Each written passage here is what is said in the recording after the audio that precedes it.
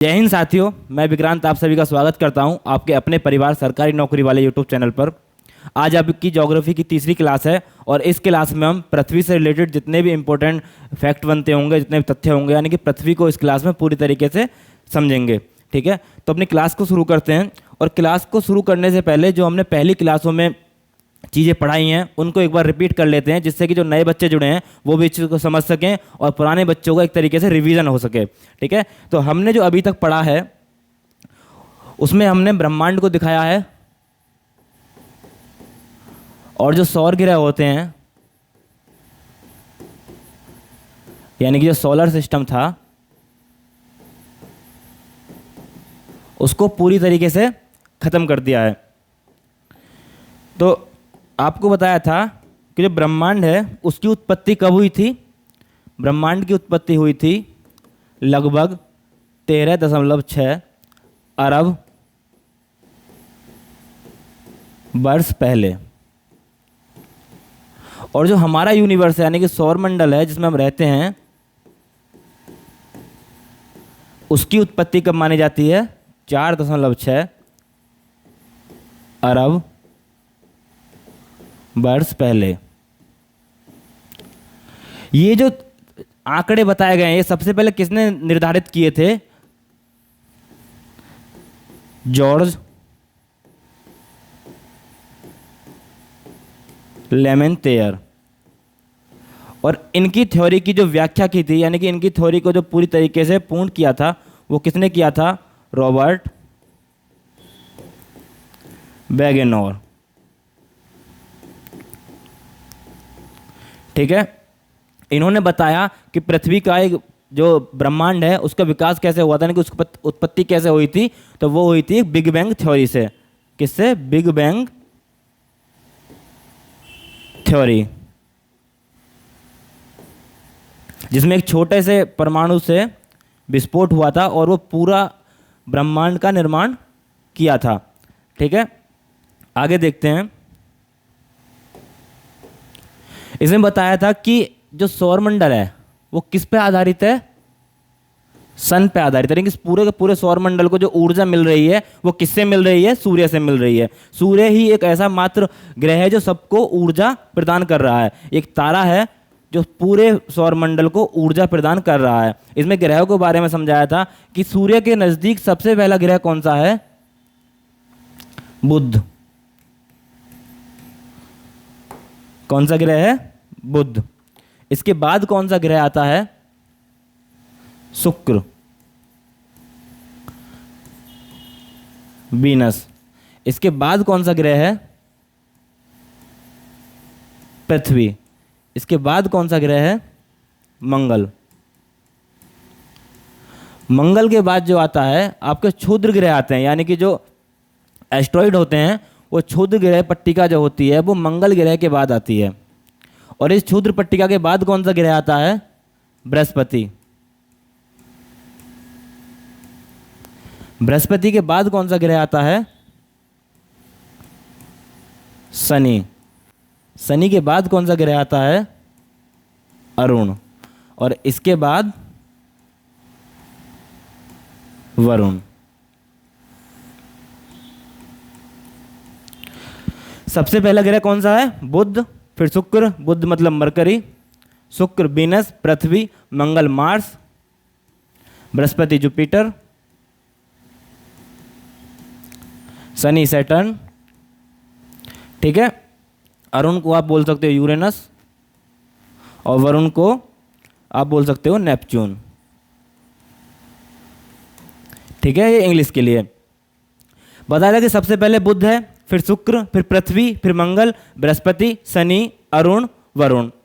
ठीक है, इसमें सबसे छोटा ग्रह कौन सा है? बुध। सबसे छोटा ग्रह कौन सा है?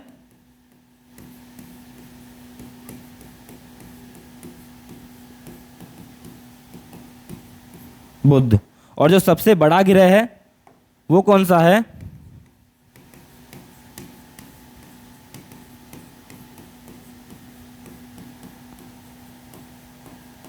बृहस्पति।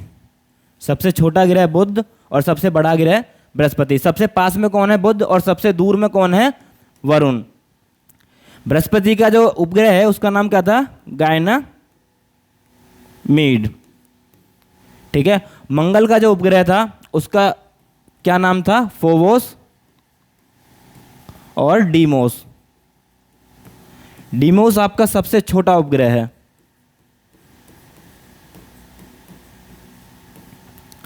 बृहस्पति का उपग्रह कौन सा? गायनामीड, जो कि सबसे बड़ा उपग्रह है।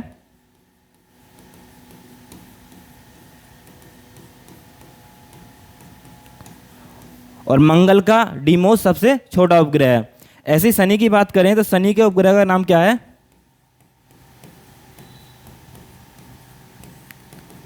टाइटन।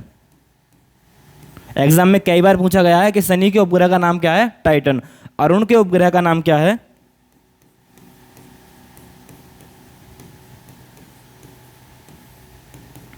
टाइटेनिया। वरुण के उपग्रह का नाम क्या है? ट्राइटन। इसमें एक और चीज याद रखनी है कि दो ग्रह ऐसे हैं, एक तो आपका शुक्र और अरुण।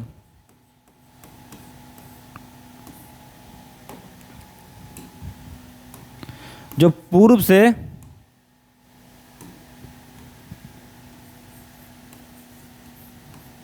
पश्चिम की ओर गति करते हैं और बाकी सारे ग्रह कैसे करते हैं? पश्चिम से पूर्व की ओर। ठीक है। ये था हमारे लास्ट क्लास का, जो हमने लास्ट क्लास में आपको पढ़ाया था, उसका एक रिवीजन था जिससे कि आप आगे रिलेट कर सको। इसमें आपको याद रखना है कि जो मंगल और बृहस्पति के बीच में क्षुद्र पट्टिका आती है, यानी कि अगर कोई पूछता है कि मंगल की जो क्षुद्र पट्टिका है वो किन ग्रहों के बीच में आती है, तो मंगल और बृहस्पति के बीच में आती है। ठीक है। सबसे पहले कौन सा ग्रह पड़ता है? बुध पड़ता है। यानी कि सूर्य के निकट सबसे पहला ग्रह कौन सा है? बुध है। और सूर्य के सबसे बाद में कौन है? वरुण है। ठीक है। चलिए आगे बढ़ते हैं। अब आपकी आज की जो क्लास है पृथ्वी, उससे रिलेटेड चीज़ों को पढ़ेंगे। सौरमंडल को पूरी तरीके से खत्म कर दिया गया है। अब इससे अगला टॉपिक बनता है आपका पृथ्वी का, यानी कि पृथ्वी के, जैसे कि आपसे क्वेश्चन आता होगा कि दिन और रात किस घटना से होते हैं, पृथ्वी के किस घूमने के अनुक्रमान होते हैं, या फिर जो दिन का छोटा बड़ा होना होता है वो किस तरीके से होता है। ठीक है। आपसे पूछ लेता है कि चंद्र ग्रहण कब होता है, सूर्य ग्रहण कब होता है, या फिर आपसे पूछ लेता है उपभू स्थिति क्या है, अपभू स्थिति क्या है, पेरिहेलियन एपिहेलियन पूछ लेता है। ठीक है। तो ये जितने भी क्वेश्चन बनते हैं, यानी कि जो फिजिकल ज्योग्राफी होती है उससे जो इंपॉर्टेंट क्वेश्चन बनते हैं, वो सारे के सारे क्वेश्चन ज़्यादातर इन्हीं क्लासों से लिए जाते हैं। ठीक है। तो इनको डिस्कस करते हैं। जैसे कि आपका दिया हुआ है पृथ्वी और उसका सौरिक संबंध, यानी जो पृथ्वी है उसका जो रिलेशन बनता है। ठीक है। उसको आज हम इस क्लास में देखेंगे। आपका हेडिंग है प्रकाश चक्र। इसको देखते हैं कि वैसी काल्पनिक रेखाएं जो पृथ्वी के प्रकाशित और अप्रकाशित भाग को बांटती हैं। देखिए, पृथ्वी के भाग को बांटती है ना जो रेखाएं, ठीक है, उन काल्पनिक रेखाओं को क्या कहते हैं? प्रकाश चक्र कहते हैं। ठीक है। अब इनको अच्छी तरीके से देखते हैं। इसमें देखो, इसमें जैसे दे रखा घूर्णन, आपको घूर्णन होगा, पृथ्वी कैसे घूमती है। एक होता है परिक्रमण, सूर्य के चारों ओर चक्रमा किस तरह से लगाती है, उस सब को देखते हैं। देखिए, ये आपकी पृथ्वी मान लेते हैं। ठीक है। अब पृथ्वी क्या कर रही है कि अपने अक्ष पर घूम रही है। पृथ्वी अपने अक्ष पर घूम रही है, वो खुद के ही चारों तरफ घूम रही है। जैसे कि आप ये मार्कर देखते हैं, ये अपने ही अक्ष पे ऐसे घूम रहा है। ठीक है। अगर आपसे पूछे किस अक्ष पर घूम रही है, कैसे घूम रही है, देखिए एक मैं लाइन खींचता हूं ऐसे, इसको समझिएगा आप।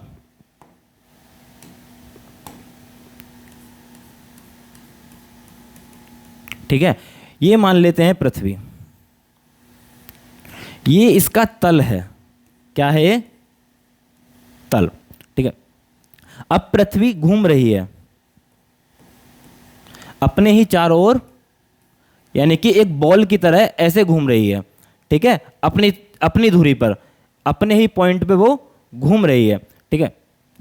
अब जो ये तल है, अगर मैं इसके परपेंडिकुलर एक लाइन खींच दूं,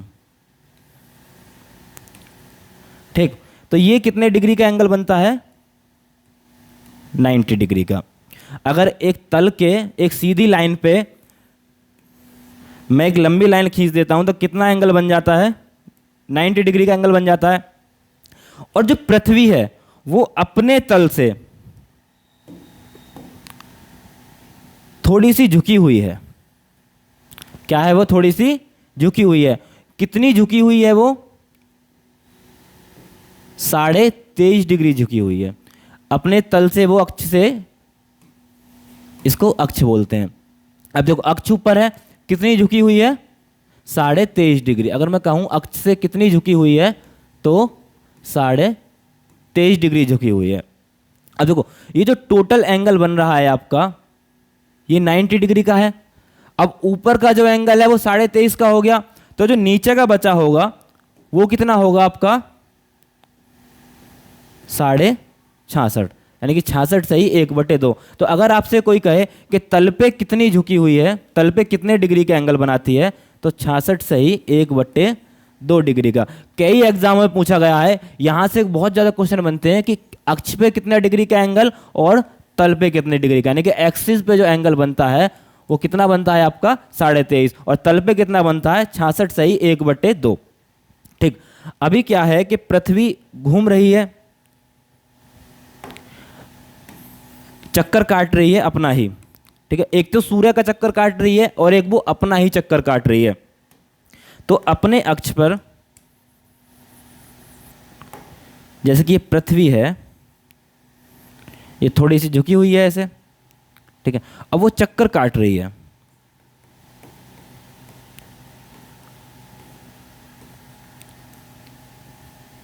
अपनी धुरी पर चक्कर काट रही है।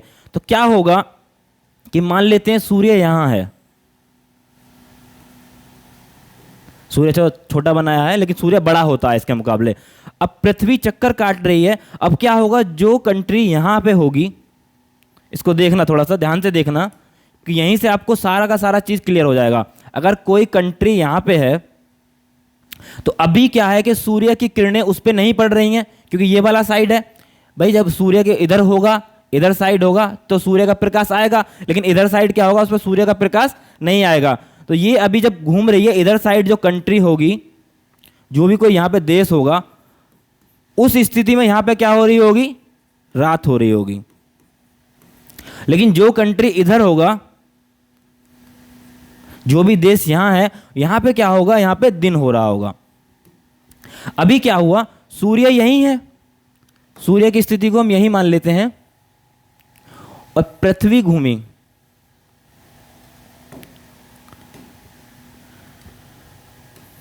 अब जो ये जो कंट्री था वो घूम के इसकी स्थिति इधर आ गई, तो क्या होगा कि अब सूर्य की किरणें यहां पे पड़ रही हैं, तो यहां पे क्या हो जाएगा? उसका दिन हो जाएगा, और जो इधर का हिस्सा था वो उधर चला गया, उधर क्या हो जाएगी?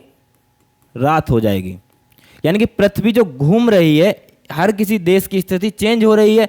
जो अभी इधर है वो थोड़े टाइम बाद ऐसे हो जाएगा। ठीक है, तो आपसे यहीं से पूछा जाता है कि जो दिन और रात होते हैं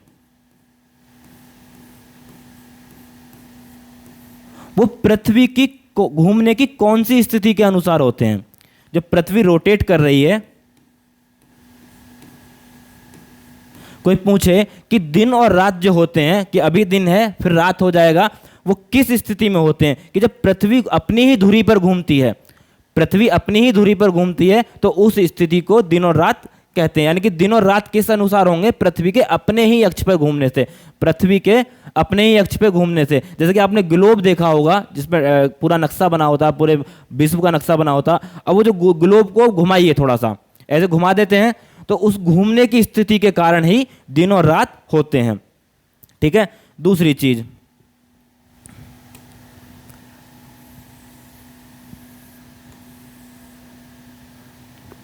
देखो पहला हुआ कि जो रोटेशन होता है, यानी कि घूर्णन, उसके अनुसार कौन सी घटना होती है आपकी? दिन और रात की। एक दूसरी घटना भी होती है। देखिए पृथ्वी पे क्या है कि 70% तक पानी है, यानी कि जो 1/3 हिस्सा है, 1/4 हिस्सा है, उस पे क्या है आपका? धरती है और बाकी हिस्से पे क्या है आपका पानी है। तो पृथ्वी पे बहुत ज्यादा मात्रा में पानी है। अब सोचिए आपके पास कोई एक ऐसा बर्तन है जिसमें पानी भरा हुआ है, गोल बर्तन है। अब आप उसको घुमाइए तो उसके अंदर क्या होगा, जो पानी होगा वो छलकेगा, छलकेगा ना। तो इसके अंदर का जो पानी है जब वो छलकता है, ठीक है, तो उससे क्या होता है, ज्वार भाटा। पढ़ते हैं कि ज्वार भाटा किसके कारण होता है, चंद्रमा की गति के कारण होता है। लेकिन ज्वार भाटे के ही तरह क्या होता है, जो समुद्र का जल है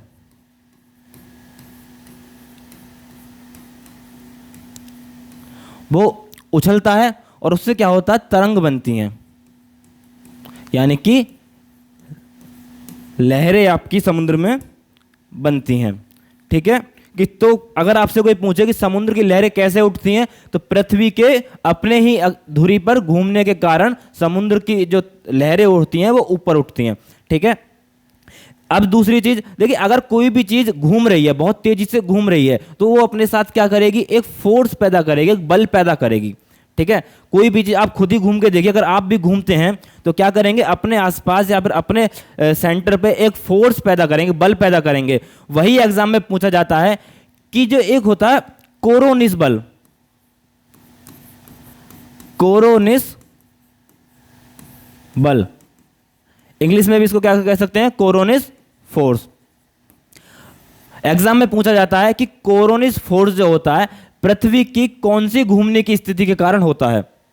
तो आपको याद रखना कि जो कोरोनिस बल होता है वो घूर्णन के कारण होता है। किसके कारण होता है, घूर्णन के कारण। तो तीन चीजें हो गई आपकी, एक तो दिन और रात की घटना कैसे होती है, घूर्णन, एक आपका समुद्र का जल, और एक आपका कोरोनिस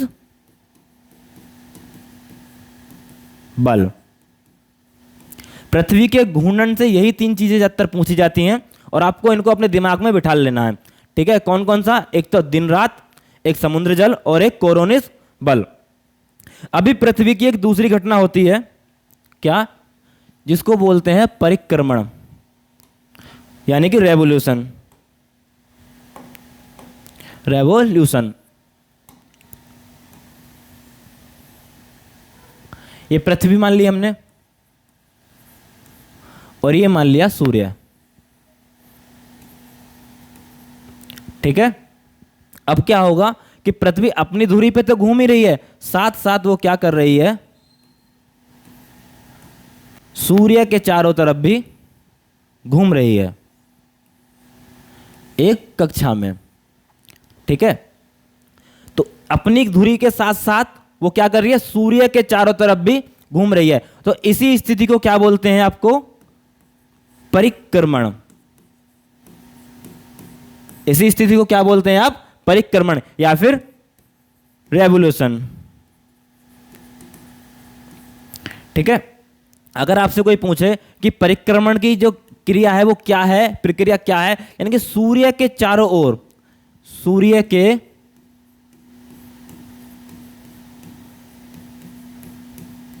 चारों ओर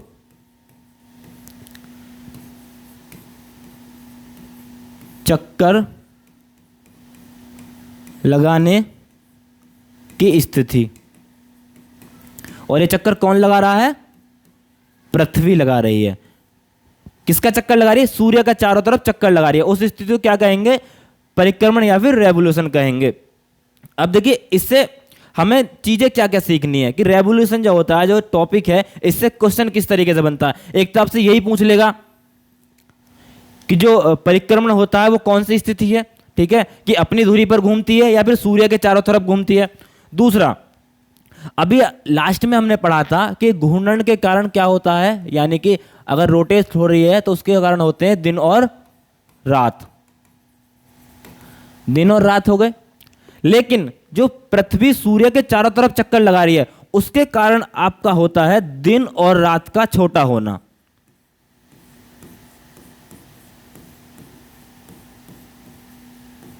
दिन और रात का छोटा या फिर बड़ा होना।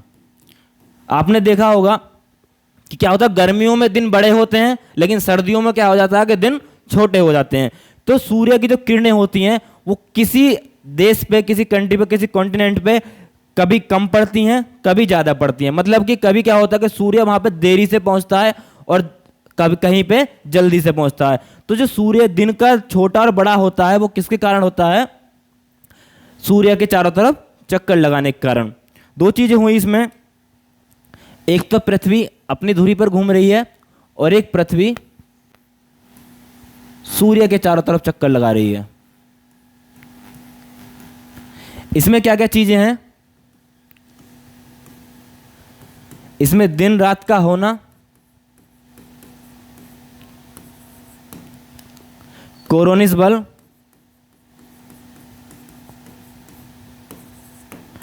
समुद्री लहरें। ठीक है, इसमें क्या आता है आपका कि दिन रात का छोटा हो बड़ा होना, दिन रात का छोटा या फिर बड़ा होना। ठीक है, दूसरा इसमें होता है, अगर आपसे पूछ ले कि ऋतु परिवर्तन, जो मौसम चेंज होता है, मौसम में जो बदलाव आता है, यानी कि अभी सर्दी है, अभी गर्मी है, फिर कुछ समय बाद दिसंबर में जाकर हमारे यहाँ पे सर्दी पड़ेगी, तो ये जो ऋतु परिवर्तन होता है वो किस गति के कारण, कौन सी गति के कारण होता है? तो जो हमारा परिक्रमण होता है,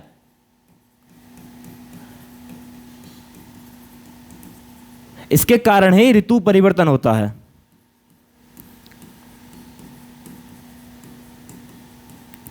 या फिर मौसम में बदलाव। ठीक है, किसके कारण? परिक्रमण के कारण। ठीक है, ये हमने सीखा कि पृथ्वी की घूमने की जो स्थिति होती है दो होती है, एक तो अपनी ही धुरी पर और एक सूर्य के चारों तरफ। एक अपनी धुरी पर, उसको क्या बोलते हैं? रोटेट, घूर्णन। और जब सूर्य के चारों तरफ घूमेगी तो उसको क्या बोलते हैं? परिक्रमण या फिर रेवोल्यूशन। ठीक, आगे बढ़ते हैं। देखिए, अभी तक हम पृथ्वी की गति को देख रहे थे कि पृथ्वी घूम रही है। अभी पृथ्वी की कुछ स्थिति होती है। क्या होता है कि कभी कभी पृथ्वी सूर्य के पास होती है, कभी पृथ्वी सूर्य से बहुत ज्यादा दूर होती है। क्यों? देखो, सूर्य तो अपनी स्थिति में चक्कर लगा रहा है, लेकिन जो पृथ्वी है वो सूर्य के, इसको ऐसे ले लेते हैं यहां पे ताकि अच्छे से समझ आ जाए। यहां पे मान लो हमने सूर्य को रख दिया। ठीक है, अभी क्या है कि पृथ्वी सूर्य के चारों तरफ चक्कर लगा रही है।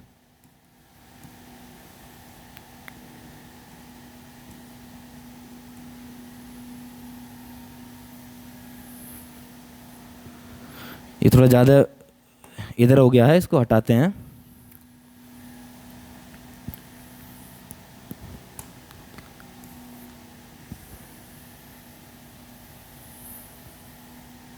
पृथ्वी क्या कर रही है? सूर्य के चारों तरफ चक्कर लगा रही है। ठीक, तो कि कभी तो होगा कि सूर्य के बहुत ज्यादा नजदीक हो जाएगी, कभी क्या होगा कि सूर्य से बहुत ज्यादा दूर हो जाएगी। इसमें दो कंडीशन बनती हैं। अगर पृथ्वी सूर्य के नजदीक है, यहां पे पास में है और यहां पे दूर में है। ठीक है, अब ये जो सूर्य के चारों तरफ चक्कर लगा रही है, एक मार्ग पे चक्कर लगा रही है, पाथ है दे रखा है पूरा तरीके से, पूरे कक्षा में चक्कर लगा रही है। तो देखिए, पृथ्वी जो है कहते हैं कि गोल चक्कर लगा रही है। गोल नहीं, पृथ्वी कैसे लगा रही है? दीर्घ वृत्ताकार, दीर्घ वृत्ताकार पथ या फिर एलिप्टिकल पाथ। दीर्घ वृत्ताकार पथ पर चक्कर लगा रही है। ठीक है, तो अब एक स्थिति है कि अर्थ जो है वो सूर्य के बहुत ज्यादा नजदीक है और एक स्थिति है कि सूर्य से बहुत ज्यादा दूर है। ठीक, तो इसमें से क्वेश्चन कैसे बनते हैं कि जब सूर्य के पास होती है उस स्थिति को क्या बोलते हैं, और एक जब सूर्य से दूर होती है तो उस स्थिति को क्या बोलते हैं? तो देखिए, जब पास होगी, जब पृथ्वी सूर्य के पास होगी तो उसको बोलेंगे उपसौर।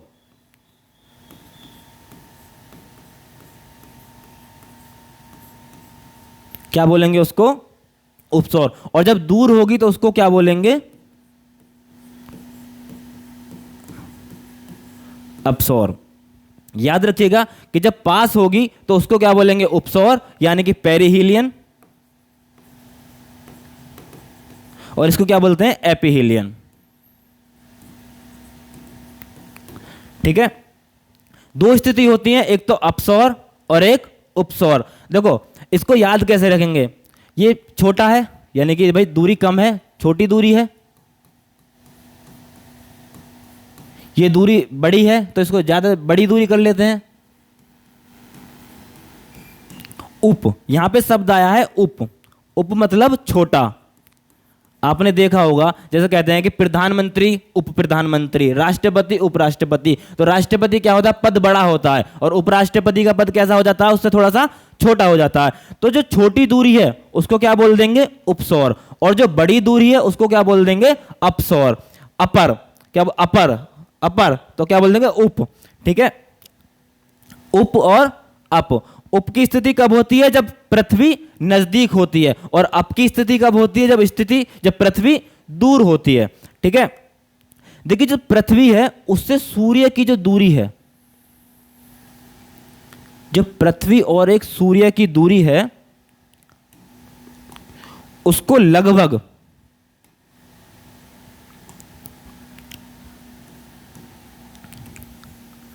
15 लाख करोड़ की स्थिति में काउंट किया जाता है। क्या होता है कि पृथ्वी जो है वो सूर्य से कभी बहुत ज्यादा इस स्थिति में है, कभी दूर है, फिर दूर है, फिर क्या आ जाएगी, पास आ जाएगी। ठीक है, तो आपने देखा होगा, मान लो पहले यहाँ पे 10 किलोमीटर है, एक मान लेते हैं 10 किलोमीटर है, फिर 15 किलोमीटर हुई, फिर 20 किलोमीटर हुई, फिर आपकी 15 किलोमीटर हो गई, फिर आपकी 20 किलोमीटर हो गई। ठीक है, तो ऐसे वो चक्कर लगाती है। तो उसकी जो सारी दूरियों को काउंट करके, सारी दूरियों को काउंट करके क्या माना कि जो पृथ्वी है वो 15 लाख करोड़ दूर है। ठीक है, 15 करोड़ दूर है। आगे बढ़ते हैं। अच्छा, किलोमीटर में, किस में, किलोमीटर में। अभी इसमें से एक चीज निकल के आती है कि जो उपसौर है और अपसौर है, ये स्थिति कब कब बनती हैं, ये स्थिति कब कब बनती हैं। तो देखिए याद रखने का तरीका क्या है, ये दूरी छोटी, वो दूरी बड़ी, तो इसको क्या कर लेंगे आप, 3 जनवरी, क्या कर लेंगे, 3 जनवरी, और इसको क्या कर लेंगे, 4 जुलाई, 4 जुलाई। ये डेट बहुत ज्यादा पूछी जाती हैं कि अपसौर या फिर एपीहिलियन की जो डेट होती है वो क्या होती है, और जो उपसौर है पेरिहेलियन उसकी डेट क्या होती है। तो ये कम दूरी कम, ज्यादा दूरी ज्यादा। देखिए जुलाई क्या आता है, जुलाई जनवरी के मुकाबले ज्यादा टाइम बाद आता है, तो बड़ा बड़ा हो गया एक तरीके से, जनवरी छोटा हो गया, जुलाई बड़ा हो गया क्योंकि बाद में आता है। तो इस तरीके से याद कर लीजिएगा, दिमाग में बैठा लीजिएगा कि जनवरी पहले छोटी दूरी, जुलाई बाद में बड़ी दूरी, डेट पहले 3 फिर 4, पहले 3 फिर 4। ठीक है, ये चीजें क्लियर हो गई कि उपसौर कब होता है, अपसौर कब होता है, डेट क्या होती है, इनके जो महीने आते हैं वो कौन, या तो आपसे डेट के साथ महीना पूछ लेगा, या आपसे सिर्फ और सिर्फ महीना पूछ लेगा कि जो पेरिहिलियन होता है वो किस महीने में होता है, और जो एपीहिलियन होता है वो किस महीने में होता है। ठीक है, तो एक बार दोबारा से देखते हैं, उपसौर में कौन सा महीना, जनवरी, अपसौर एपीहिलियन में कौन सा महीना, जुलाई, डेट कौन सी हो जाएगी आपकी, 3, कुछ में अपसौर में 3 जनवरी, पहले छोटा, छोटा वाला 3 जनवरी, बड़ा बड़ा यानी कि जुलाई, जुलाई में डेट बड़ी, कितना, 4 जुलाई। ठीक है, तो इसको देखो यहां पे देख लेते हैं, अगर हम यहां पे लिखें उपसौर,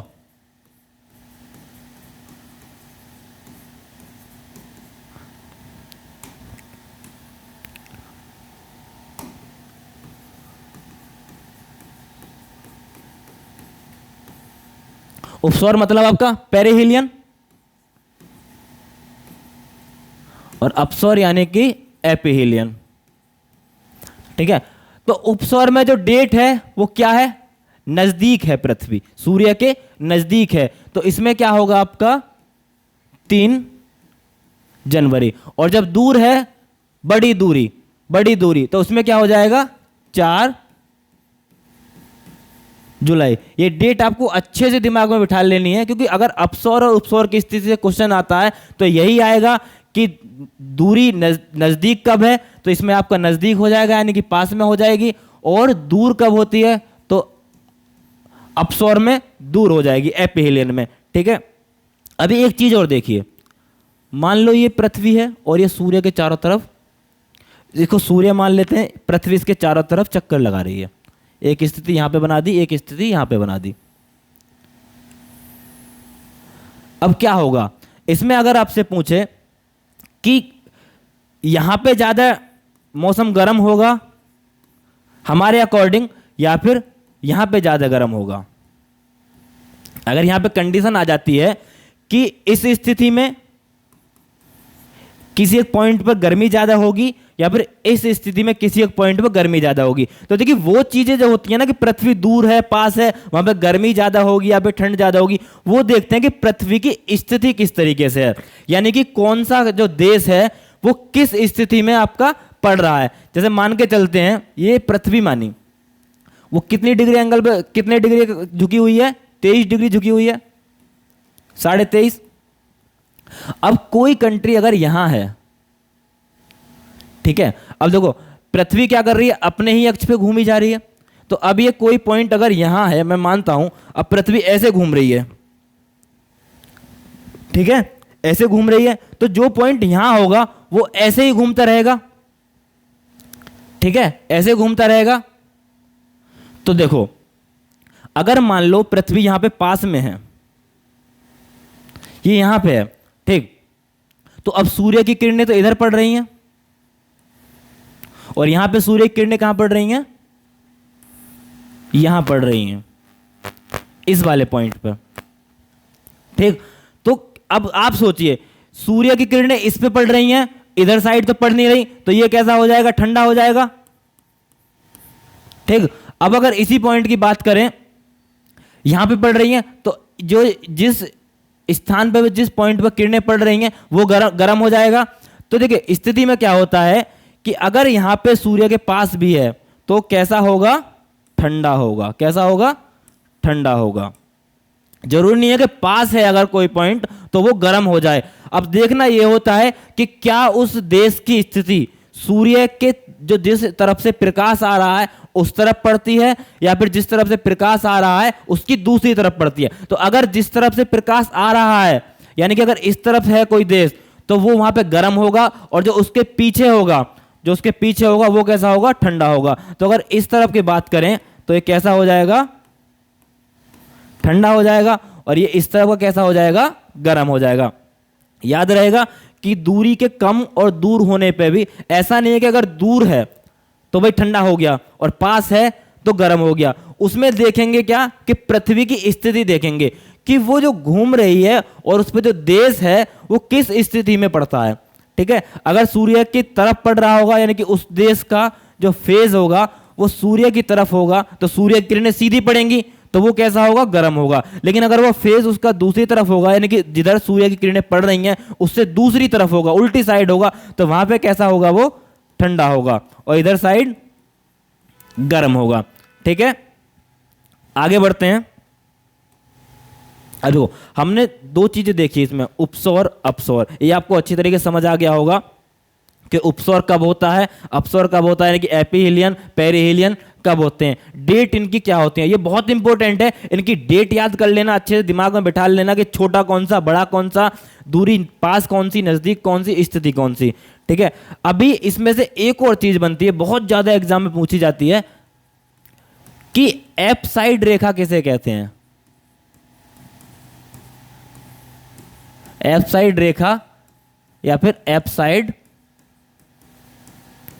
लाइन, क्योंकि ये इसी टॉपिक से रिलेटेड है कि एप साइड रेखा या फिर एप साइड लाइन किसे कहते हैं। अब देखिए सूर्य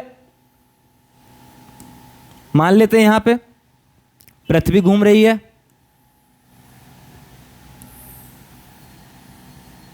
तो सूर्य और पृथ्वी को जो मिलाती है रेखा, उस पाथ को जो मिलाती है उसको क्या बोलते हैं, एप साइड लाइन या फिर एप साइड रेखा बोलते हैं।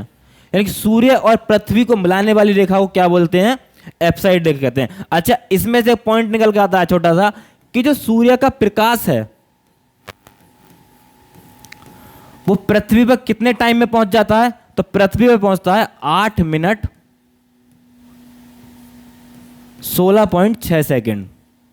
ये कहीं कहीं पे आपको 8 मिनट 20 सेकंड में मिल जाएगा, कहीं आपको 8 मिनट 12 सेकंड में मिल जाएगा। लेकिन जो एवरेज मानते हैं वो 8 मिनट 20 सेकंड को मानते हैं। ऐसा क्यों कि कोई किताब वाला इसको ये बताता है, कोई ये बताता है, कोई ये बताता है, ठीक है, हर कोई अलग अलग बता देता है। देखिए कंडीशन क्या है कि सूर्य के चारों तरफ घूम रही है, तो किसी स्थिति में दूरी कम होगी, किसी स्थिति में दूरी ज्यादा होगी। तो जब ज्यादा दूरी पे है तो प्रकाश थोड़ा सा लेट पहुंचेगा। प्रकाश भाई, प्रकाश भी तो एक गति से ट्रेवल करता है। क्या गति होती है प्रकाश की? 3 लाख किलोमीटर पर सेकंड, 3 लाख किलोमीटर पर सेकंड होती है। तो अगर मान लो ज्यादा दूरी पे है तो प्रकाश उससे ज्यादा देर में पहुंचेगा, कम दूरी पे है तो जल्दी पहुंच जाएगा। तो इन्हीं के कारण क्या होता है कि किसी बुक वाले के द्वारा लिया जाता है 8 मिनट 16.6 सेकंड, किसी द्वारा 20 सेकंड, किसी द्वारा 12 सेकंड। तो जो लेकिन एवरेज माना जाता है, यानी कि अगर कहीं पे 15 सेकंड लग रहा है, कहीं 16 सेकंड लग रहा है, कहीं 17 सेकंड लग रहा है, कहीं 20 सेकंड लग रहा है, उन सब का एक एवरेज मान लिया क्या? 8 मिनट 20 सेकंड। लेकिन अगर आपको इनमें से कोई भी ऑप्शन मिल जाता है तो आप उसको लगा सकते हैं। लेकिन ऐसा नहीं होगा कि आपको ये सारे ऑप्शन मिल जाएं। या तो आपको 8 मिनट मिलेगा, या आपको 9 मिनट मिलेगा, या आपको 10 मिनट मिलेगा, या फिर इसको ऐसे कर देगा वो थोड़ा सा कि 8 मिनट 16 सेकंड, 9 मिनट 20 सेकंड, या फिर 7 मिनट कुछ सेकंड। तो आपको कौन से वाले पे ध्यान रखना है? 8 वाले पे ध्यान रखना। या फिर अगर 7, 8, 9, 10 करके आते हैं तो भी आपको पूरा तरीके से 8 वाला लगाना है। ठीक है, आगे बढ़ते हैं।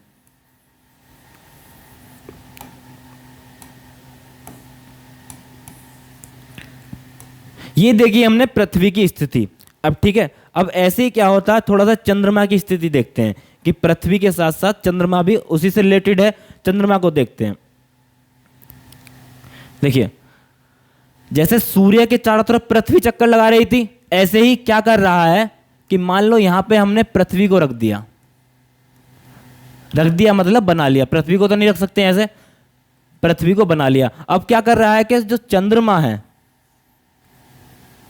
वो पृथ्वी के चारों तरफ चक्कर लगा रहा है। पहले कौन लगा रहा था? पृथ्वी चक्कर लगा रही थी। लेकिन अभी क्या है कि चंद्रमा भी पृथ्वी के चारों तरफ चक्कर लगा रहा है। क्यों? क्योंकि जो चंद्रमा है वो पृथ्वी का उपग्रह है। भाई उपग्रह का काम क्या होता है? अपने ग्रह की चक्कर लगाना, परिक्रमा करना। दूसरा, जो चंद्रमा उसको क्या बोलते हैं? जीवाश्म ग्रह बोलते हैं। कौन सा बोलते हैं? पृथ्वी का जीवाश्म ग्रह बोलते हैं। तीसरा, चंद्रमा पे क्या है कि चंद्रमा पे वायुमंडल नहीं है।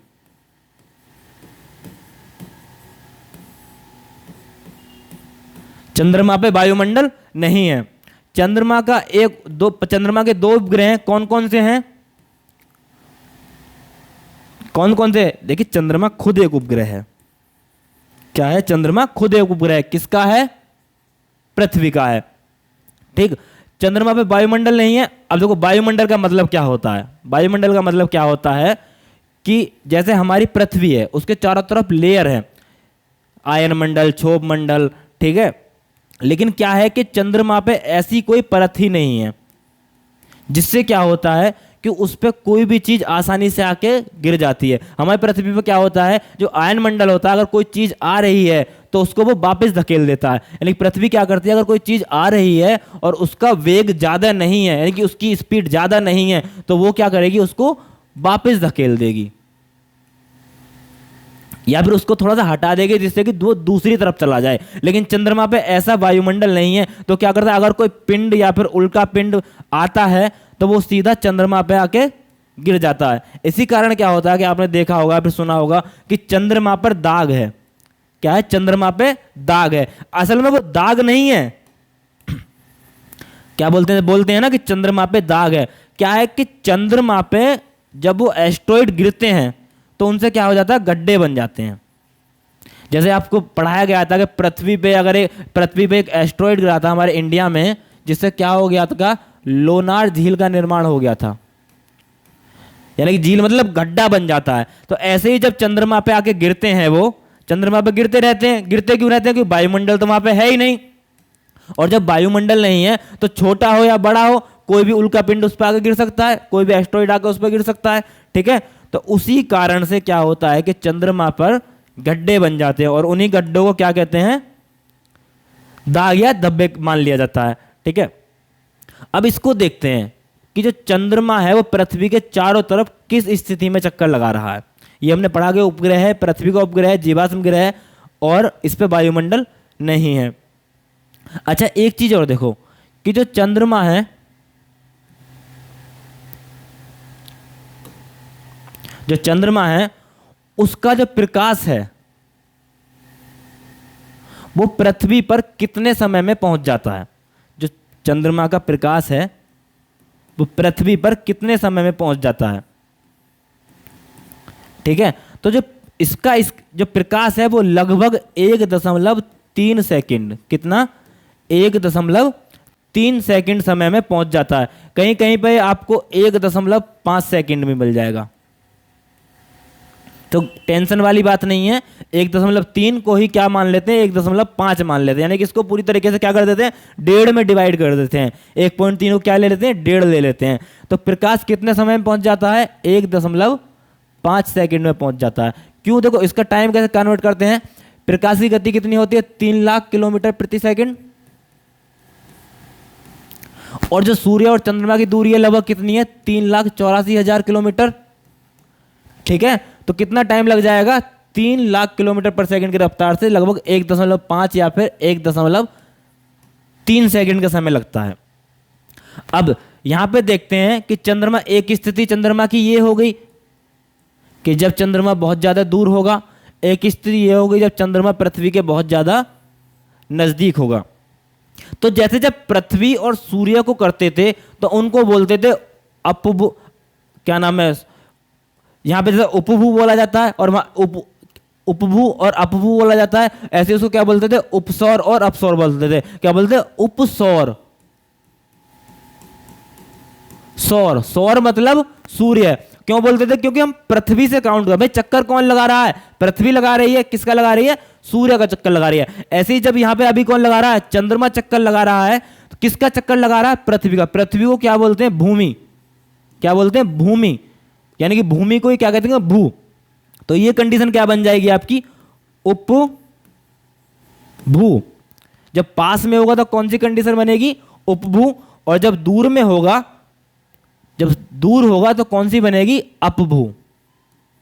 जैसे वहां पे क्या बनती थी, अपसौर, और यहां पे बन गई अपभू। ठीक है, क्या क्या क्या बनी, उपभू और अपभू। जो उपभू होता है उसको क्या बोलते हैं, पैरेगी, और उसको बोलते हैं एपेगी। पैरेगी, एपेगी, जिसे इंग्लिश वाले भी समझ सकें। तो पहली कंडीशन क्या बनी, जब सूर्य पास है तो उपभू और सूर्य दूर है तो अपभू। ठीक है, चंद्रमा से हम यही रिलेटेड फैक्ट देखते हैं क्योंकि इन्हीं से क्वेश्चन बनते हैं। तो पहली कंडीशन में अगर पूछ ले कि चंद्रमा पास है तो कौन सी स्थिति, उपभू। वही आपको याद रखना है, प्रधानमंत्री और राष्ट्रपति वाला एक हिसाब लगा लेना कि बड़ा होता है, दूर होता है तो अप, और पास होता है तो उप, यानी कि दूरी घट जाती है। दूरी घट गई तो कौन सा, उपभू, और दूरी ज्यादा होगी तो क्या हो गया, अपभू। ठीक है, उपग्रह किसका है, पृथ्वी का है, जीवाश्म ग्रह है, वायुमंडल नहीं है। प्रकाश कितने समय में पहुंचता है, 1.3 या फिर 1.5 में। ठीक, अभी आपने सुना होगा, कहीं ना कहीं आपने किताबों वगैरह में पढ़ा होगा कि चंद्रमा के नाम दिए हुए हैं। जैसे चंद्रमा को क्या क्या बोलते हैं, जैसे कि चंद्रमा को कहीं पे ब्लू मून की स्थिति देते हैं। किताब वाले पढ़ते हैं ना कि blue moon, new moon, supermoon, इन सब चीजों को देखते हैं कि ये blue moon, new moon, supermoon कब बनते हैं, किन स्थितियों में बनते हैं, और इनसे रिलेटेड क्वेश्चन कैसे बनेंगे। तो इस सब को देखते हैं। देखो, मान लेते हैं कि ये सूर्य है, चलो यहां पे लेते हैं इधर, जिससे कि अच्छे समझ में आ जाए। मान लीजिए सूर्य नहीं, ये पृथ्वी मानते हैं, क्योंकि चंद्रमा तो पृथ्वी के चारों तरफ घूम रहा है। ये पृथ्वी है और इसके चारों तरफ चंद्रमा घूम रहा है, और पृथ्वी किसके चारों तरफ घूम रही है, सूर्य के चारों तरफ घूम रही है। ठीक है, सूर्य का जो प्रकाश होगा वो पृथ्वी पे भी पड़ेगा और चंद्रमा पे भी पड़ेगा। क्या है कि देखो, चंद्रमा का अपना तो कोई ऊर्जा स्रोत नहीं है, चंद्रमा की अपनी तो कोई ऊर्जा नहीं है, तो हमको जो चंद्रमा रात को दिखाई देता है, जो हमको रात में चंद्रमा दिखाई देता है, वो असल में क्या होता है कि सूर्य क्या ही प्रकाश उसे पड़ता है और वो क्या हो जाता है, रिफ्लेक्ट होता था। रिफ्लेक्ट होता, उसका परावर्तन होता है जब हमारे पास तक आता है। तो सूर्य का प्रकाश जब चंद्रमा पे पड़ के वापस आता है तो उसी कारण हमें सूर्य थोड़ा कभी कभी कम चमकीला, कभी ज्यादा चमकीला, कभी दिखाई नहीं देता है, कभी आधा दिखाई देता है। ऐसी स्थिति बनती है ना, कभी आधा दिखाई देगा, कभी पूरा दिखाई देगा, कभी बहुत ज्यादा तेज दिखाई देगा, कभी बिल्कुल ही तो ना के बराबर दिखाई देगा और कभी तो दिखाई ही नहीं देता है। तो वो किन स्थितियों में होता है?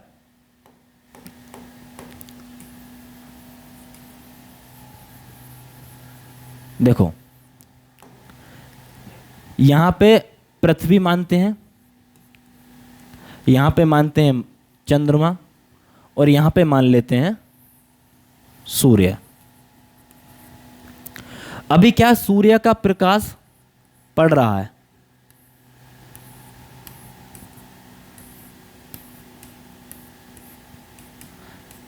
यहां से इसको हटा देते हैं। सूर्य का प्रकाश दोनों जगह पे पड़ रहा है। ठीक, पृथ्वी पर पूरी तरीके से पड़ रहा है और चंद्रमा पे भी क्या पड़ रहा है, पूरी तरीके से पड़ रहा है। यानी कि प्रकाश पड़ने का मतलब क्या है, हमको चंद्रमा दिखाई दे रहा है नहीं दे रहा, लेकिन चंद्रमा पे प्रकाश पड़े ना पड़े उससे हमारा सिर्फ कितना मतलब है कि हमको वो दिखाई दे रहा है या नहीं दे रहा। या तो दिखाई देगा या दिखाई नहीं देगा, दो ही कंडीशन तो बनेंगी। ठीक है, तो अगर हमको चंद्रमा दिखाई दे रहा है, अगर हमको चंद्रमा दिखाई दे रहा है यानी कि सूर्य का प्रकाश उस पर पड़ रहा है। हमारी दृष्टि से, हमारी दृष्टि से सूर्य का प्रकाश उस पर पड़ रहा है और जब सूर्य का प्रकाश उस पर पड़ रहा है और हमें वो पूरी तरीके से दिखाई भी दे रहा है, पूरी तरीके से दिखाई दे रहा है। देखिए, अब इसका प्रकाश जो पड़ रहा है सूर्य का, इधर से देखते हैं, प्रकाश आया आया आया और इधर साइड पड़ गया। यानी कि हम चंद्रमा को, देखो ध्यान से देखना, हम चंद्रमा का जो भी हिस्सा देख पा रहे हैं उस पे सब पे प्रकाश पड़ रहा है।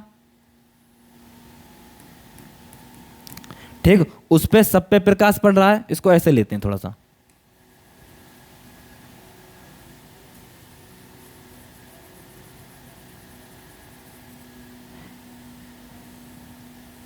यानी कि हमें क्या है कि चंद्रमा पूरी तरीके से दिखाई दे रहा है।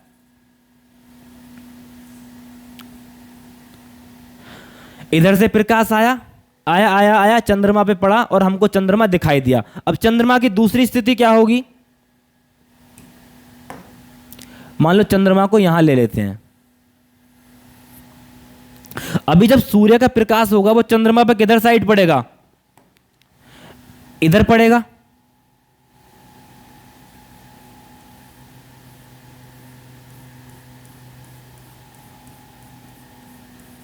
इसको ऐसे बना लेते हैं थोड़ा सा।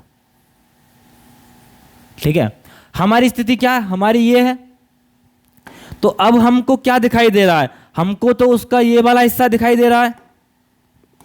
कौन सा वाला, इधर साइड वाला। यहां से अगर हम देखते हैं अपनी आंखों से, अगर चंद्रमा को देखें तो हमें तो ये वाला हिस्सा दिखाई दे रहा है, लेकिन प्रकाश कहां पड़ रहा है, प्रकाश यहां पड़ रहा है। और इसमें प्रकाश कहां पड़ रहा है, इसमें प्रकाश यहां पड़ रहा है।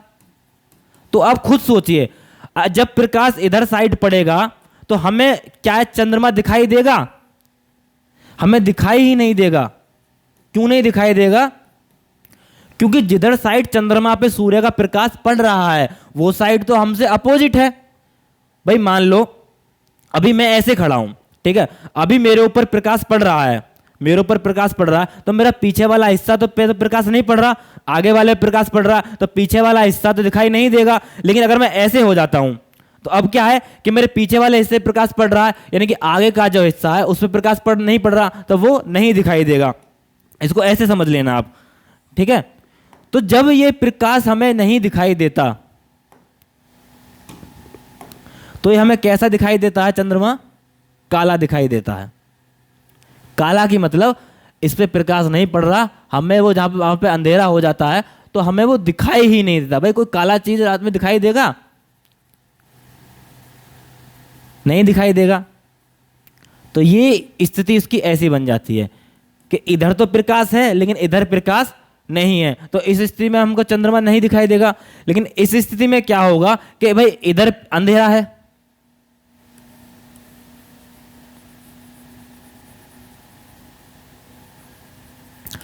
अब दूसरी तरफ अंधेरा है लेकिन हमें चंद्रमा दिखाई देगा। इन्हीं दो कंडीशनों को दो नाम दिए गए हैं। अब वो नाम आपको याद रखने हैं। देखो आपने सुना होगा कि पूर्णिमा आ गई। क्या आ गई? पूर्णिमा आ गई, या फिर पूर्णमासी बोलते हैं जिसे। और एक कहते हैं अमावस्या आ गई, अमावस आ गई, कि रात को कहते हैं ना कि अमावस की रात को चुड़ैल निकलेगी, अमावस आ गई। तो जब जिस स्थिति में सूरज चंद्रमा नहीं दिखाई देता है उसको क्या बोलते हैं? अमावस्या। और जिस स्थिति में सूर्य दिखाई देता है उस स्थिति को क्या बोलते हैं? पूर्णिमा। अब इंग्लिश में क्या बोलते हैं इसको? देखो जब अमावस्या होगी हमें नहीं दिखाई देगा तो क्या बोलेंगे इसको? New moon. ठीक है। और जब यहां पे आ जाएगा, जब चंद्रमा हमें पूरी तरीके से दिखाई देगा, इसको क्या बोलेंगे? Full moon.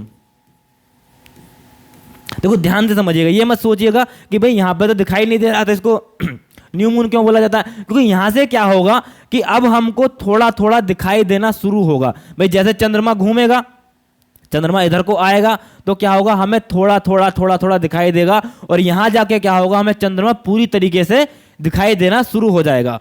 ठीक है। यहां पे क्या होगा? यहां पे बिल्कुल नहीं दिखाई दे रहा, लेकिन हल्का हल्का हल्का हल्का जब वो बढ़ता जाएगा आगे, वो थोड़ा सा गति करता जाएगा, तो वो थोड़ा थोड़ा थोड़ा थोड़ा हमें दिखाई देना शुरू हो जाएगा। और एक स्थिति ऐसी आ जाएगी जहां पे जाके चंद्रमा पूरी तरीके से दिखाई देने लगेगा। पूरी तरीके से क्या होगा? दिखाई देगा। पूरी तरीके से मतलब ये कि हम जो चंद्रमा को पूरी तरीके से देख पाएंगे। एक हिस्सा तो उसका फिर भी नहीं देख पाते हैं, क्योंकि भाई एक हिस्सा तो हमसे अपोजिट होगा। जो हमसे अपोजिट चीज है, हमसे दूसरी तरफ है, हम उसको तो नहीं देख सकते। उसके लिए तो हमें उस तरफ ही जाना होगा, यानी कि जब वो ऐसे उलट जाएगा तभी देख पाएंगे। तो जब चंद्रमा की हम पूरी सतह को देख पाते हैं तो उसको क्या बोलते हैं? फुल मून बोलते हैं। और क्या बोलते हैं इसको? पूर्णिमा। क्या बोलते हैं? पूर्णिमा। और जब हम चंद्रमा की सतह को नहीं देख पाते हैं, पूरी तरीके से नहीं देख पाते हैं, कहते हैं कि चंद्रमा गायब हो गया, चंद्रमा आसमान में दिखाई ही नहीं देता है। अगर आसमान में चंद्रमा नहीं दिखाई दे रहा है, बिल्कुल गायब है, तो क्या हो जाता है? वो अमावस्या, यानी कि अमावस। इसको क्या बोलते हैं? न्यू मून बोलते हैं। क्या बोलते हैं इसको? New moon. अभी इसी में एक चीज और होती है। क्या होता है? Blue moon. क्या बोलते हैं उसको? Blue moon. अब ये क्या चीज है भाई? या तो चंद्रमा दिखाई देगा या चंद्रमा नहीं दिखाई देगा। ठीक। तो अब ब्लू मून की स्थिति क्या होती है? देखो आगे देखते हैं इसको थोड़ा सा। ये सूर्य, ये पृथ्वी, देखो जो इनका आकार है वो छोटा बड़ा है लेकिन सेम सही ले लिया है। ये आपका अर्थ मान लेते हैं, सॉरी ये आपका मून मान लेते हैं। ठीक। तो क्या होता है कि जब चंद्रमा पूरी तरीके से यहां पे पूर्णिमा बन रही थी, पूर्णिमा यानी कि फुल मून बन रहा था, वो किसी किसी महीने में 2 पूर्णिमा आती हैं। कितनी आती हैं? 2 पूर्णिमा आ जाती हैं। तो जो पहली वाली पूर्णिमा होती है उसको तो हम बोलेंगे फुल मून, और जो दूसरी वाली पूर्णिमा आएगी उसको बोलेंगे हम ब्लू मून। अब ये कैसे होता है कि भाई 2-2 पूर्णिमा कैसे आ गई? ठीक है, इसको देखते हैं। देखिए जब जो चंद्रमा है पृथ्वी का जो चक्कर लगा रहा है, चंद्रमा जब पृथ्वी का चक्कर लगा रहा है वो कितने दिनों में पूरा कर लेता है? तो चंद्रमा पूरा कर लेता है 27 दिनों में। पृथ्वी का चक्कर 27 दिनों में पूरा कर लेता है। ये हो गई इसकी जो परिक्रमण होता है। जैसे पृथ्वी सूर्य का चक्कर लगाती थी, ठीक है, और इसी के साथ साथ ये खुद का चक्कर यानी कि घूर्णन,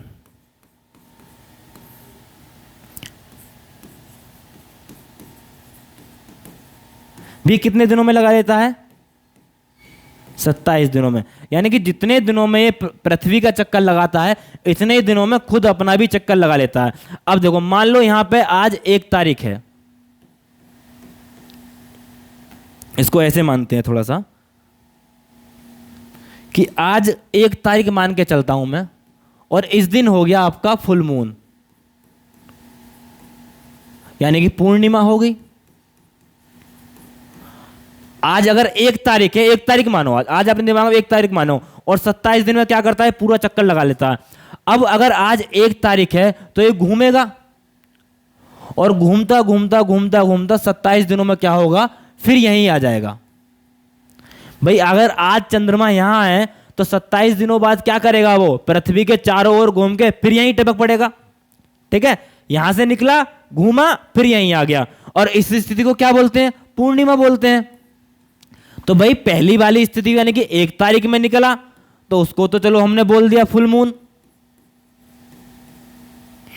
ठीक है, 1 तारीख को निकला था, यहां पे 1 तारीख को स्थिति थी तो फुल मून बोल दिया। लेकिन अगर दोबारा वही स्थिति आ गई उसी महीने में, कब? दो पूर्णिमा कब होंगी? एक ही महीने में हो अगर, तो दूसरी पूर्णिमा है, दूसरी बार जब चंद्रमा यहीं वापस आ गया घूम के, दूसरी बार भी यहीं वापस आ गया, तो इसको अब बोल देंगे ब्लू मून।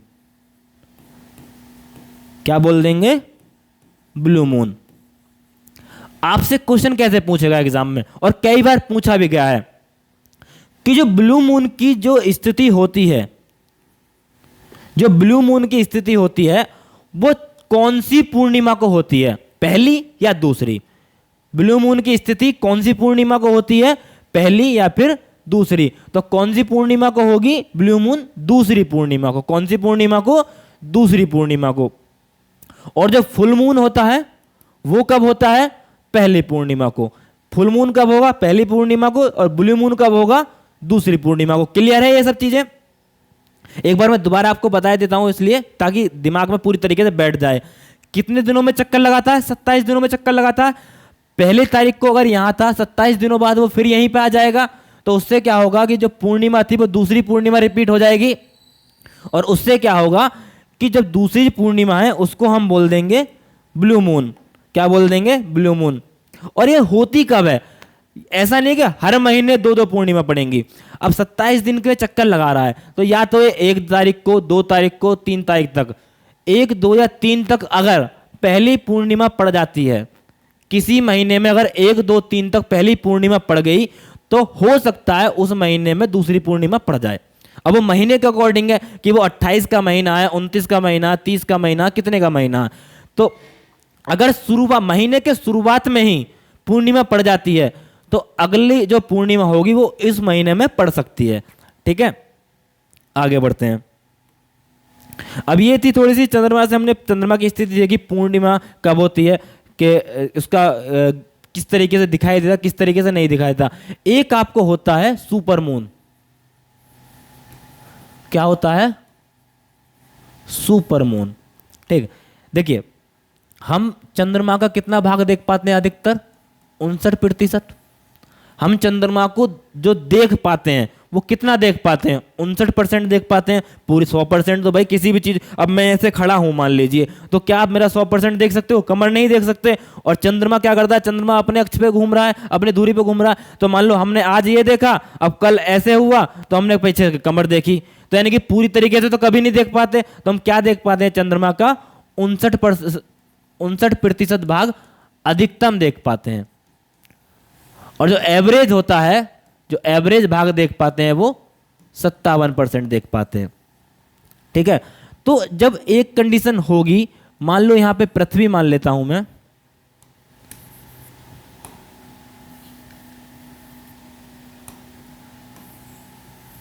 और इसको मान लेता हूं मून, अब जब चंद्रमा पृथ्वी के बहुत ज्यादा नजदीक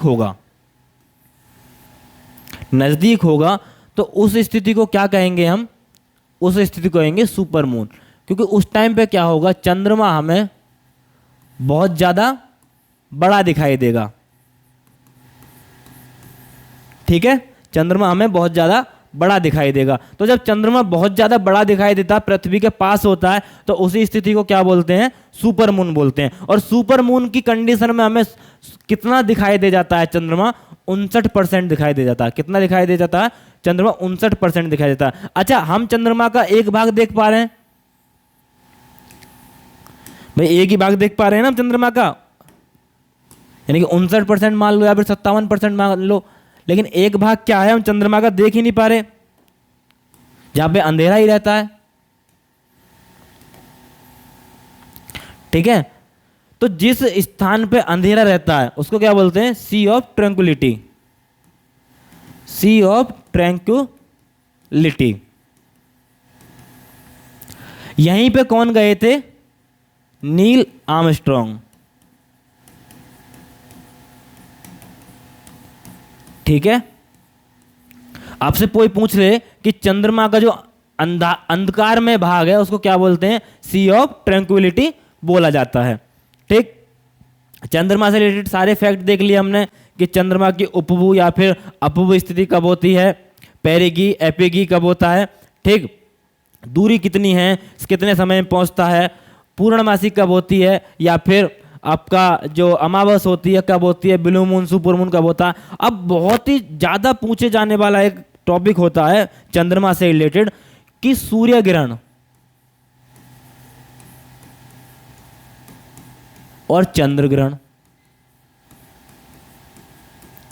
कब लगते हैं, इनकी स्थिति क्या बनती है? सूर्य ग्रहण और चंद्र ग्रहण, यानी कि देखो, सूर्य ग्रहण को क्या बोलते हैं? सोलर इलिप्स, और चंद्र ग्रहण को क्या बोलते हैं?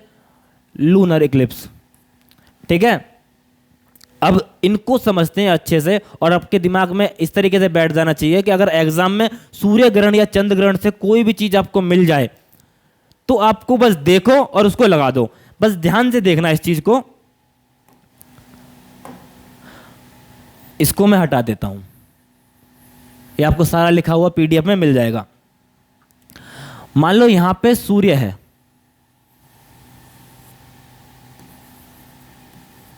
ठीक है, यहां पे मैं अर्थ को मान लेता हूं, यानी कि पृथ्वी,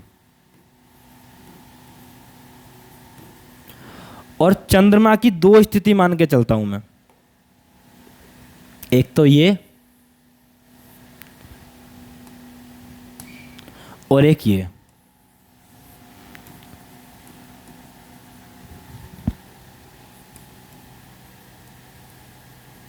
ठीक, आपसे दो ही चीजें होती हैं, सूर्य ग्रहण चंद्र ग्रहण। ऐसा तो है नहीं कि पृथ्वी ग्रहण भी पूछ लेगा, क्योंकि ये तो होता ही नहीं है। क्या होगा? सूर्य ग्रहण होगा या फिर चंद्र ग्रहण होगा। ठीक, सूर्य ग्रहण या फिर चंद्र ग्रहण। अब जब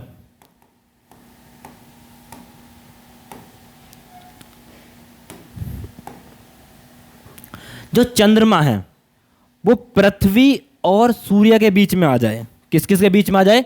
पृथ्वी और सूर्य के बीच में आ जाए, यानी चंद्रमा की स्थिति क्या है भाई? पृथ्वी और सूर्य के बीच में है, तो इस स्थिति को क्या बोल देंगे?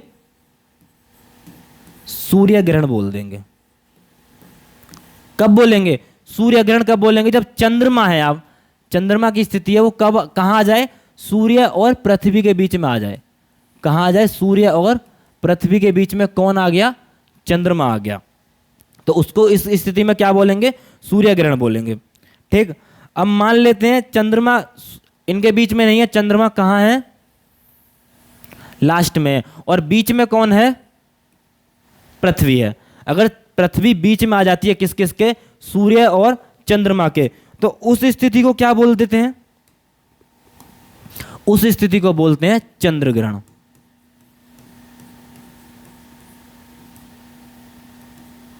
ठीक है, यानी कि लूनर एक्लिप्स। याद रखना है, चंद्र ग्रहण कब होता है? जब पृथ्वी बीच में आ जाए। सूर्य ग्रहण कब होता है? जब चंद्रमा बीच में आ जाए।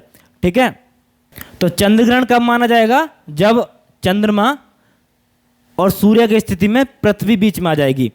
यहां पे मैं अलग से बनाता हूं, ये सूर्य, ये पृथ्वी, और ये कौन हो गया आपका, इसको मान लेते हैं यहां पे चंद्रमा।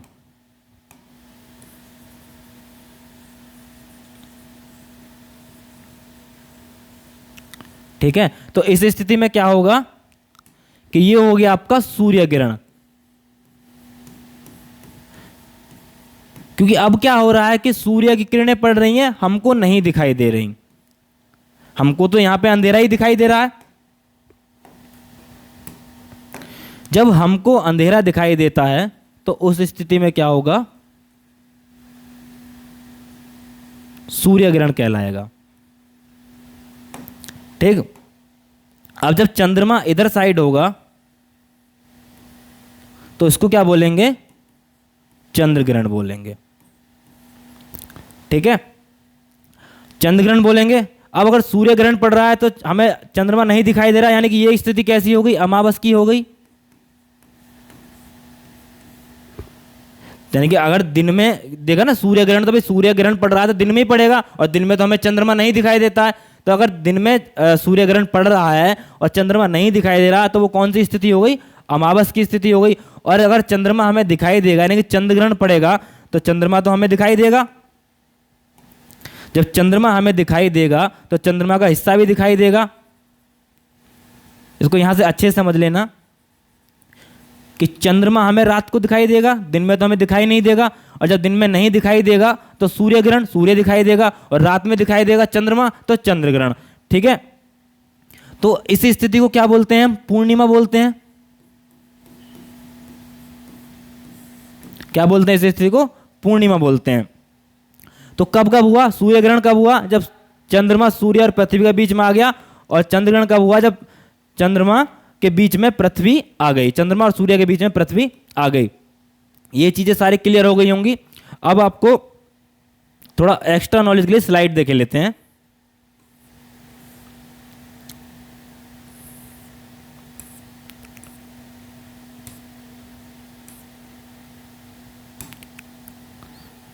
जैसे कि प्रकाश चक्र, ये तो आपको हो गया है। आगे बढ़ते हैं।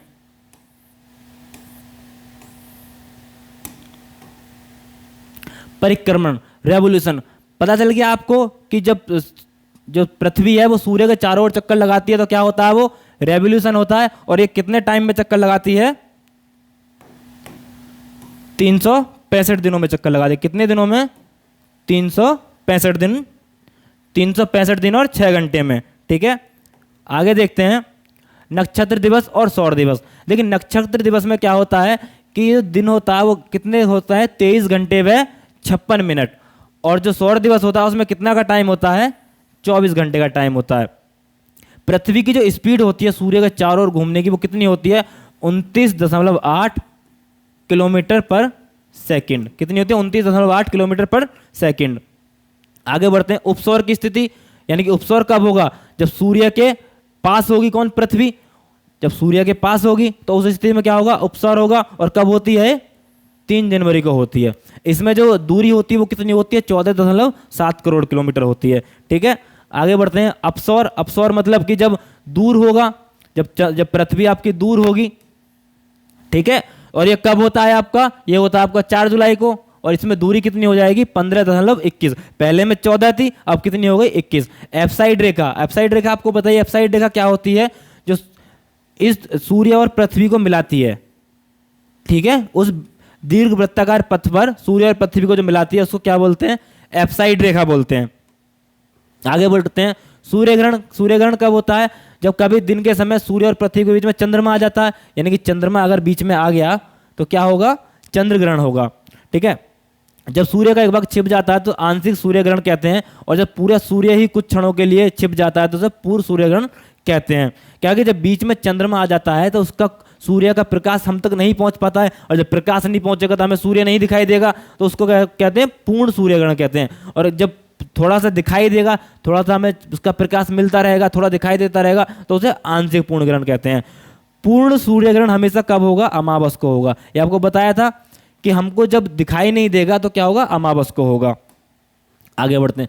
चंद्र ग्रहण, जब सूर्य और चंद्रमा के बीच में पृथ्वी आ जाती है, पृथ्वी आ गई तो क्या हो गया? चंद्र ग्रहण हो गया। ठीक है, लेकिन ऐसा नहीं है कि हर पूर्णिमा को आपको चंद्र ग्रहण हो जाए। हर पूर्णिमा को चंद्र ग्रहण नहीं होगा। क्यों? क्योंकि जो तीनों जो ग्रह हैं, यानी कि तीनों जो है, ये सूर्य, पृथ्वी और चंद्रमा, तारा, ग्रह और उपग्रह, ऐसा नहीं है कि हमेशा एक ही सीध में आ जाएं हर पूर्णिमा पर। इनमें क्या होगा? 1-2 डिग्री, 4 डिग्री, 5 डिग्री का अंतर हो जाता है, ऊपर नीचे हो जाते हैं। क्या यहाँ से क्या होगा? थोड़ा सा चंद्रमा अगर ऊपर उठ गया, अगर 2-4 डिग्री या फिर 5 डिग्री का अंतर आ गया, तो उस टाइम पे चंद्र ग्रहण नहीं होगा। ठीक है, तो हर पूर्णिमा को चंद्र ग्रहण नहीं होता है, वो किसी किसी पूर्णिमा को ही होता है। एक वर्ष में अधिकतम 3 बार पृथ्वी के उपछाया क्षेत्र से चंद्रमा गुजरता है, तभी चंद्र ग्रहण लगता है। यानी कि पूर्णतः लाइन पे कब होंगे? जब वो साल में 3 से 4 बार। ठीक है, अब आगे इससे रिलेटेड जो क्वेश्चन बनते हैं वो हम एक बार आपसे डिस्कस कर लेते हैं।